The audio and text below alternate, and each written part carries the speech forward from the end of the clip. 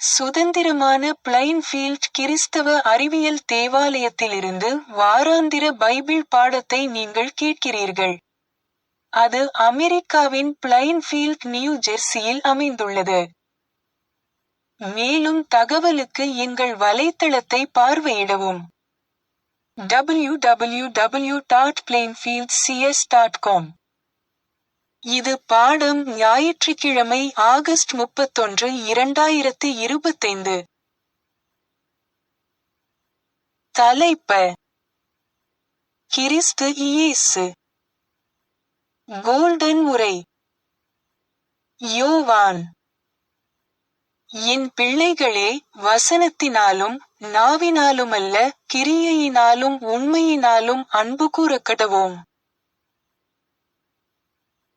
பொறுப்பு ரீதியான வாசிப்பு: எபேசியர், கலாத்தியர்.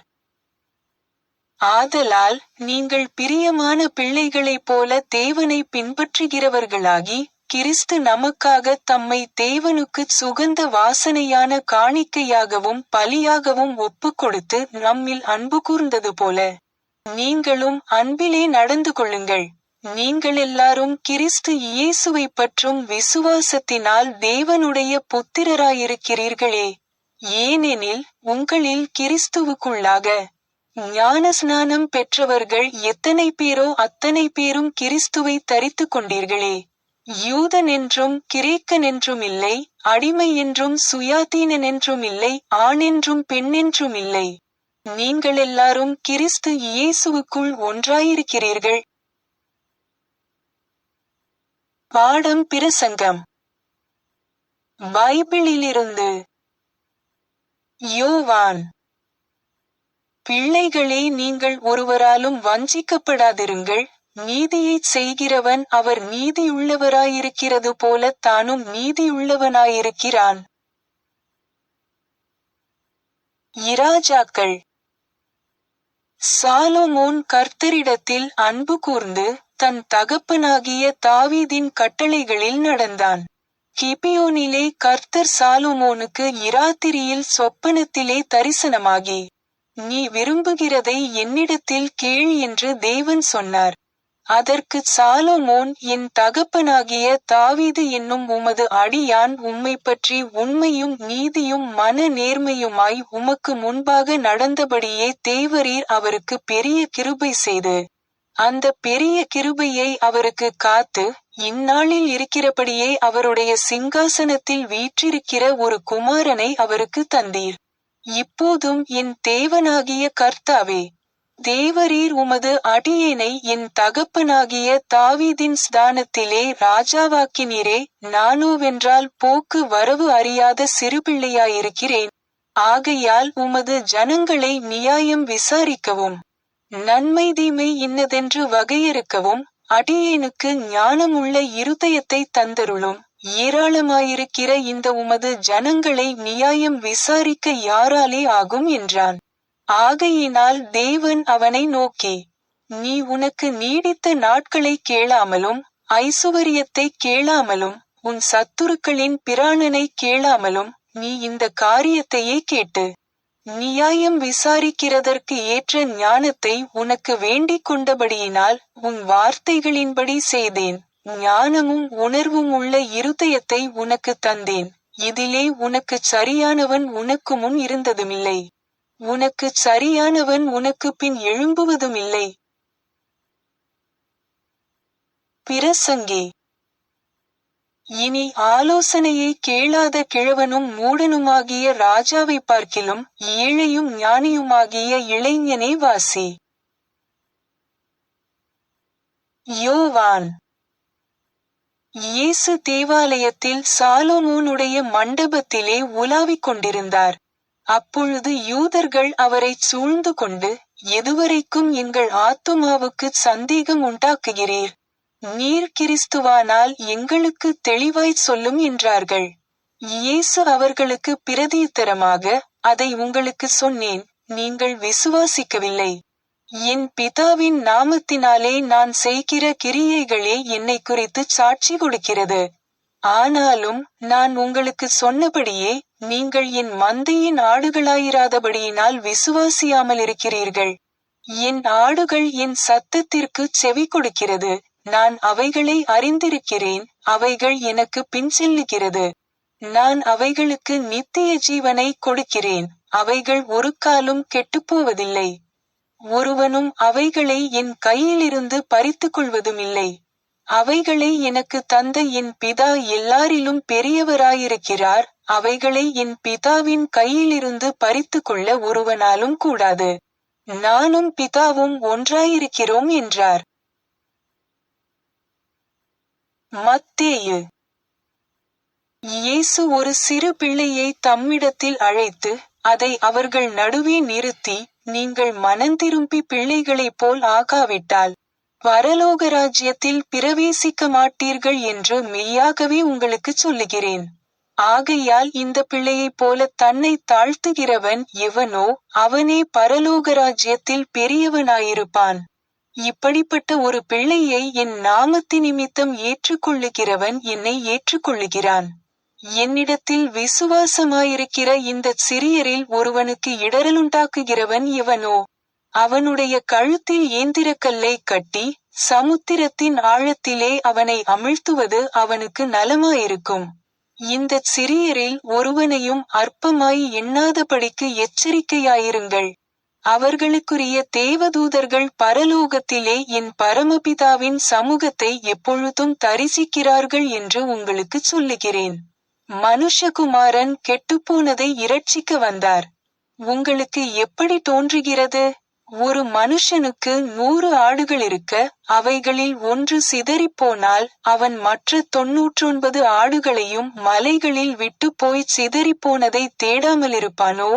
அவன் அதை கண்டுபிடித்தால் சிதறிப்போகாத 99 ஆடுகளை குறித்து சந்தோஷப்படுகிறதை பார்க்கிலும் அதை குறித்து அதிகமாய்ச் சந்தோஷப்படுவான் என்று மெய்யாகவே உங்களுக்குச் சொல்லுகிறேன்.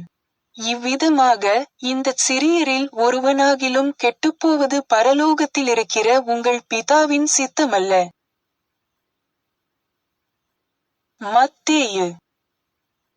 இயேசுவோ, சிறு பிள்ளைகள் என்னிடத்தில் வருகிறதற்கு இடங்கொடுங்கள், அவர்களை தடை பண்ணாதிருங்கள், பரலோக ராஜ்யம் அப்படிப்பட்டவர்களுடையது என்று சொல்லி.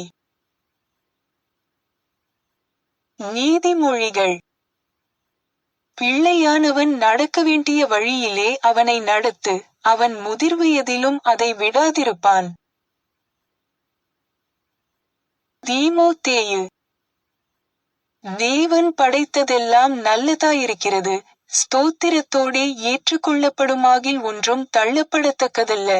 அது தேவவசனத்தினாலும் ஜெபத்தினாலும் பரிசுத்தமாக்கப்படும்.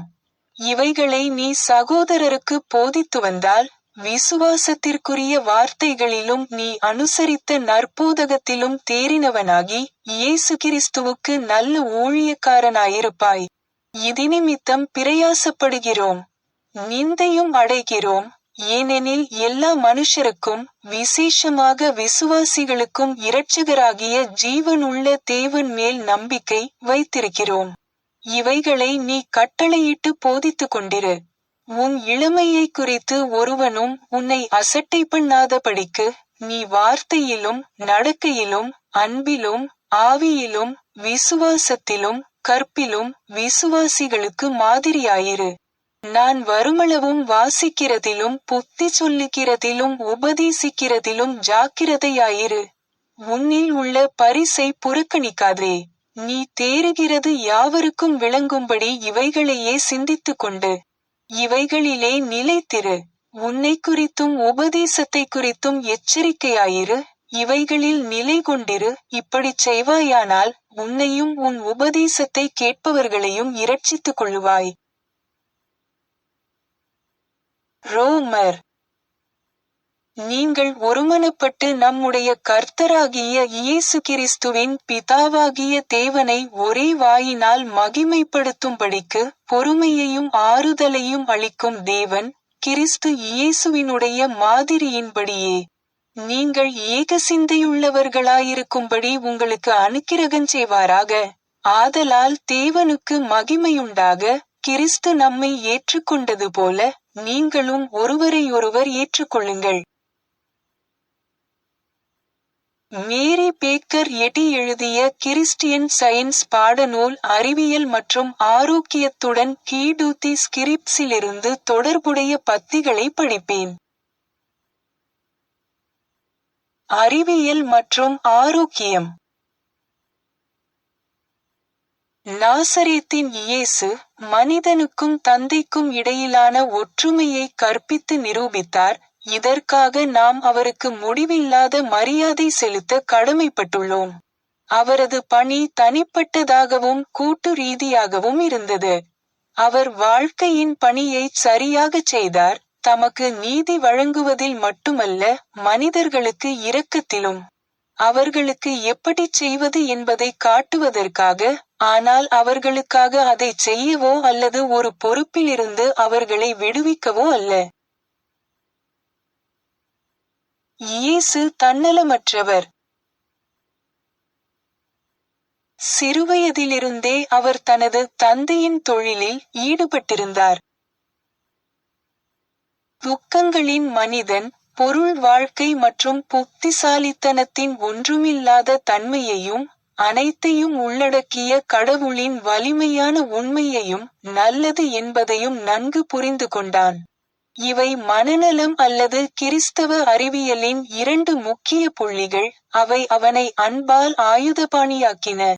கடவுளின் மிக உயர்ந்த பூமிக்குரிய பிரதிநிதி.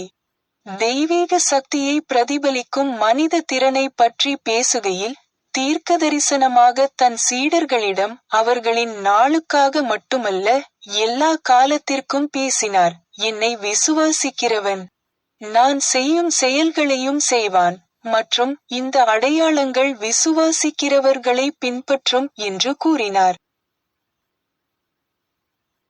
அவரது மனித வாழ்க்கையின் அளவின் மூலம் அவர் தெய்வீக வாழ்க்கையை வெளிப்படுத்தினார். அவரது தூய பாசத்தின் வீச்சிலிருந்து அவர் அன்பை வரையறுத்தார். சத்தியத்தின் செழுமையுடன் அவர் பிழையை வென்றார். உலகம் அவரது நீதியை ஒப்புக்கொள்ளவில்லை, அதை பார்க்கவில்லை, ஆனால் பூமி அவருடைய மகிமைப்படுத்தப்பட்ட உதாரணத்தால் அறிமுகப்படுத்தப்பட்ட நல்லிணக்கத்தை பெற்றது. அவருடைய போதனைகளையும் முன்மாதிரியையும் பின்பற்ற யார் தயாராக இருக்கிறார்கள்? அனைவரும் விரைவில் அல்லது பின்னர் கடவுளின் உண்மையான யோசனையான கிறிஸ்துவில் தங்களை விதைக்க வேண்டும்.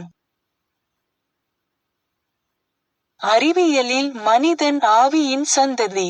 அழகான, நல்ல மற்றும் தூய்மையானவன் அவனது வம்சாவளியை உருவாக்குகிறான். அவனது தோற்றம் மனிதர்களைப் போல மிருகத்தனமான உள்ளுணர்வில் இல்லை. மேலும் அறிவை அடைவதற்கு முன்பு அவன் பொருள் நிலைமைகளை கடந்து செல்வதில்லை. ஆவி என்பது அவனது ஆதிகால மற்றும் இறுதி இருப்பின் மூலமாகும். கடவுள் அவருடைய தந்தை, மற்றும் வாழ்க்கை என்பது அவரது இருப்பின் சட்டம். கடவுள் தெய்வீக கொள்கையுடன் யதார்த்தம் சரியான இணக்கத்துடன் இருக்கிறதா என்று சந்தேகிப்பது விவேகமற்றது. அறிவியல் புரிந்து கொள்ளப்பட்டு நிரூபிக்கப்பட்டால் அனைத்து முரண்பாடுகளையும் அழிக்கும், ஏனென்றால் கடவுள் சர்வ வல்லமையுள்ளவர் என்பதை நீங்கள் ஒப்புக்கொள்கிறீர்கள்.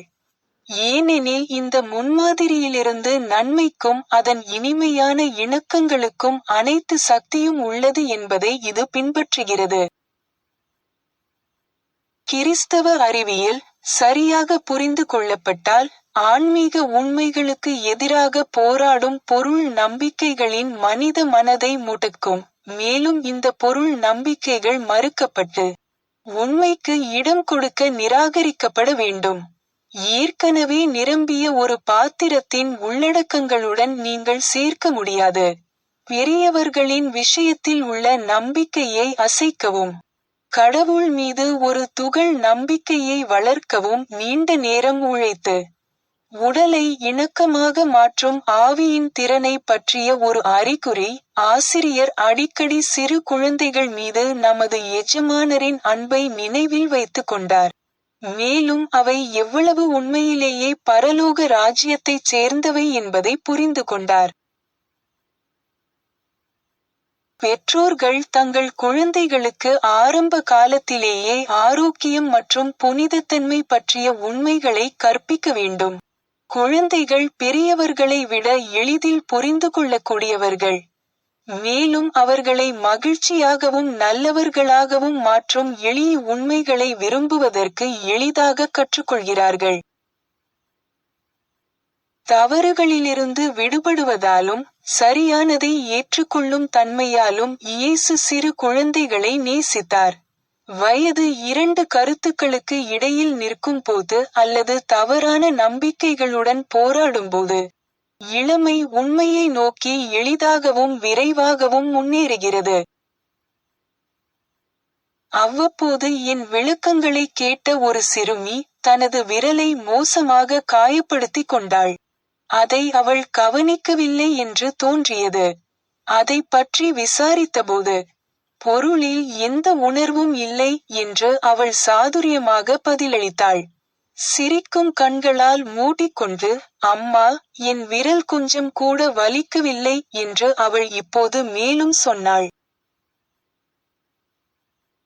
பொருளின் கற்பனையான வாழ்க்கையில் நம்பிக்கையின் கூர்மையான அனுபவங்கள், அதேபோல் நமது ஏமாற்றங்கள் மற்றும் இடைவிடாத துயரங்கள். சோர்வடைந்த குழந்தைகளைப் போல தெய்வீக அன்பின் கரங்களுக்கு நம்மை திருப்புகின்றன. பின்னர் நாம் தெய்வீக அறிவியலில் வாழ்க்கையை கற்றுக்கொள்ளத் தொடங்குகிறோம். தேடுவதன் மூலம் கடவுளை கண்டுபிடிக்க முடியுமா என்ற இந்த பாலூட்டும் செயல்முறை இல்லாமல் ஒருவரின் சுயத்தை பிழையிலிருந்து விடுவிப்பதை விட சத்தியத்தை விரும்புவது எளிது. மனிதர்கள் கிறிஸ்தவ அறிவியலை புரிந்து கொள்ளத் தேடலாம், ஆனால் அவர்களால் கிறிஸ்தவ அறிவியலிலிருந்து அவற்றுக்காக பாடுபடாமல் இருப்பதன் உண்மைகளை பெற முடியாது.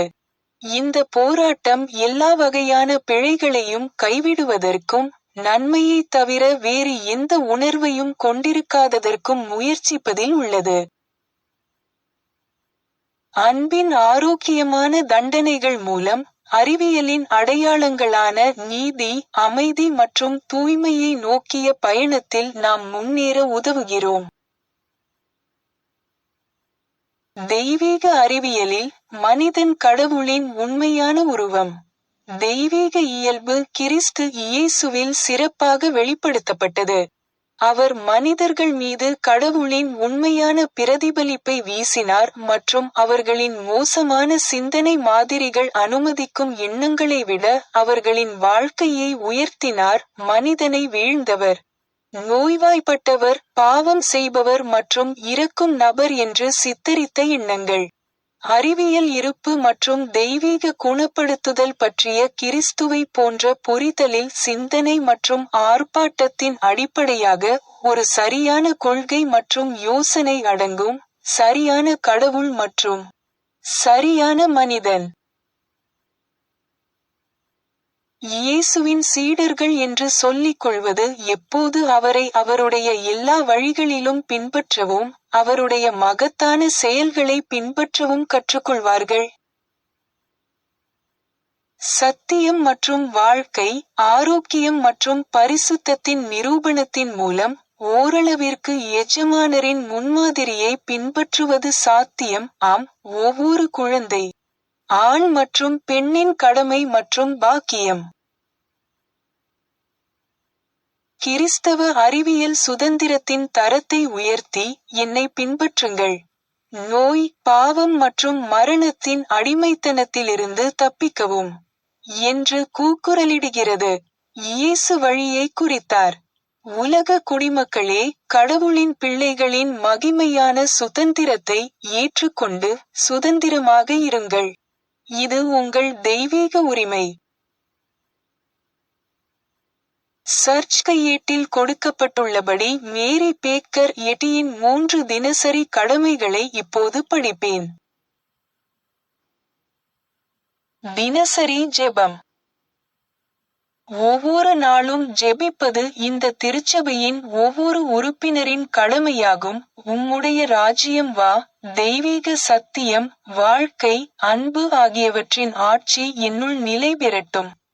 எல்லா பாவங்களையும் என்னிடமிருந்து விலக்கட்டும். உம்முடைய வார்த்தை எல்லா மனிதர்களிடமும் பாசத்தை வளப்படுத்தி அவற்றை ஆளட்டும். நோக்கங்கள் மற்றும் செயல்களுக்கான விதி. தி மதர் சர்ச்சின் உறுப்பினர்களின் நோக்கங்கள் அல்லது செயல்களை விரோதமோ அல்லது தனிப்பட்ட இணைப்போ தூண்டக்கூடாது. அறிவியலில் தெய்வீக அன்பு மட்டுமே மனிதனை ஆளுகிறது. ஒரு கிறிஸ்தவ விஞ்ஞானி அன்பின் இனிமையான வசதிகளையும் பாவத்தை கண்டிப்பதிலும் உண்மையான சகோதரத்துவம், தொண்டு, மன்னிப்பு ஆகியவற்றிலும் பிரதிபலிக்கிறார். இந்த திருச்சபையின் உறுப்பினர்கள் தினந்தோறும் கவனித்து எல்லா தீமைகளிலிருந்தும் தீர்க்கதரிசனம், தீர்ப்பு, கண்டனம், ஆலோசனை, செல்வாக்கு செலுத்துதல் அல்லது தவறாக செல்வாக்கு செலுத்துதல் ஆகியவற்றிலிருந்து விடுவிக்கப்பட வேண்டும். கடமைக்கு விழிப்புணர்வு. ஆக்கிரமிப்பு மனநல ஆலோசனைகளுக்கு எதிராக தினமும் தன்னை தற்காத்துக் கொள்வது இந்த திருச்சபையின் ஒவ்வொரு உறுப்பினரின் கடமையாகும். மேலும் கடவுளுக்கும் அவரது தலைவருக்கும் மனிதகுலத்திற்கும் அவர் செய்ய வேண்டிய கடமையை மறக்கவோ புறக்கணிக்கவோ கூடாது. அவருடைய கிரியைகளால் அவர் நியாயந்தீர்க்கப்படுவார், நியாயப்படுத்தப்படுவார் அல்லது கண்டிக்கப்படுவார்.